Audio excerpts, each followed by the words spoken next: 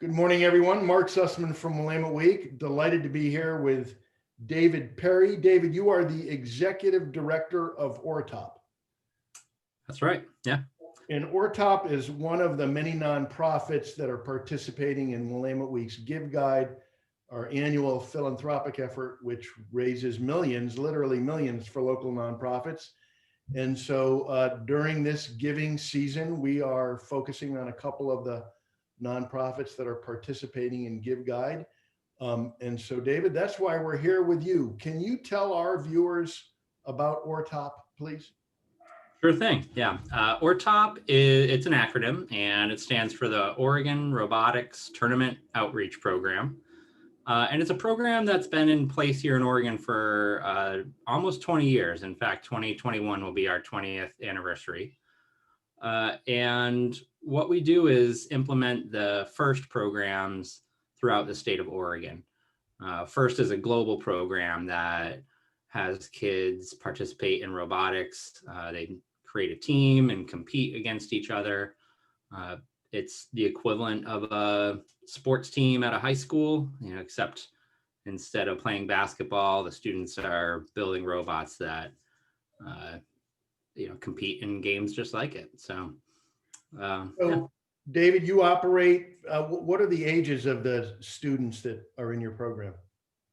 We have programs that go all the way from pre-kindergarten up through high school. Gotcha. And obviously the scope of what the kids are working on changes as they get older. And in those pre-K years, they're working with Duplo and other Lego products. Lego is one of the main partners that we work with. And at the younger age, it's about getting kids working together as a team to build things with their hands, to solve problems in their community, understand what the role of a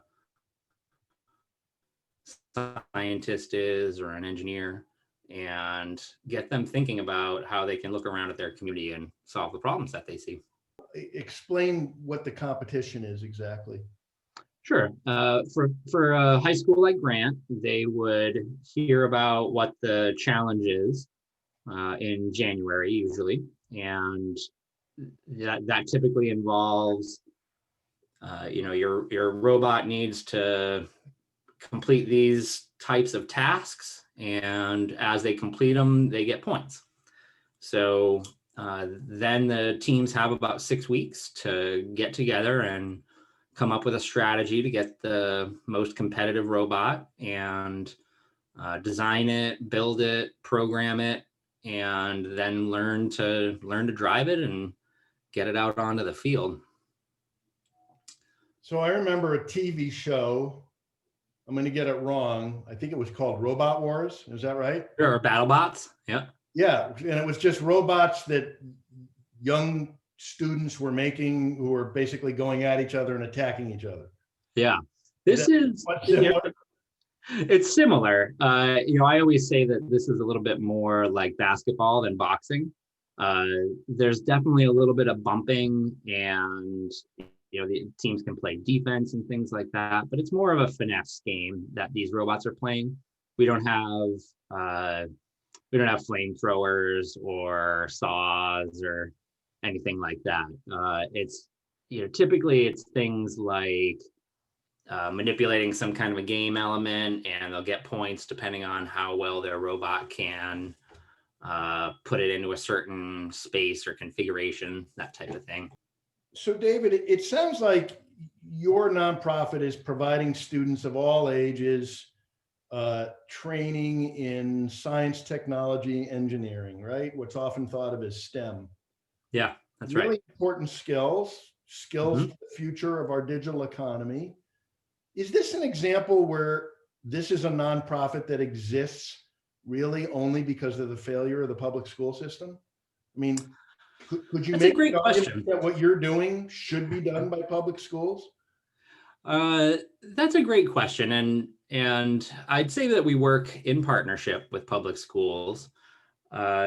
The Oregon, for the past 9 years, the Oregon Department of Education has provided a grant. That's a relatively small grant in the scheme of things for ODE, But that allowed us to help teams get started in schools, particularly in rural communities in Oregon. It's been a huge help. Unfortunately, that did just get cut. That was one of the few things that was cut from the ODE budget in the spring as part of looking forward to what the schools would be facing right now. I don't necessarily think that it's due to a failure in schools that we're here. I think that there are a lot of organizations like ours that supplement schools, and we're working in, sometimes we're working in the classroom, but there's quite a bit of out of school time that we're supporting the additional learning. And I do think that out of school time is incredibly valuable. And what we're looking at right now is a lot of the organizations like ours that do work in out of school time are a bit in limbo in some cases. When we don't have access to students in schools, it really affects what we do. And it really affects what the students do. It will have a long-term effect as students lose access to programs like ours and so many other great education organizations. David, on a personal note, do you have a robot or anything approximating a robot in your home? Yeah, I've got quite a few. I've got a handful of the robots that we use in our programs so that I can help do some of that remote coach training. My favorites are the Lego robots. That's what I spent the most time with, Lego Mindstorms robots. So those are the ones that I play with the most. And I've got a lot more of them now that we're doing all this remote learning. But then we've got, as far as kind of like the household robots, we do have a robot vacuum cleaner, but it's not the one that drives around. This one you kind of sweep in and then it automatically turns on. And the dishwasher, that's I always think that's a robot now that they're so Smart. complicated with computers and sensors and such.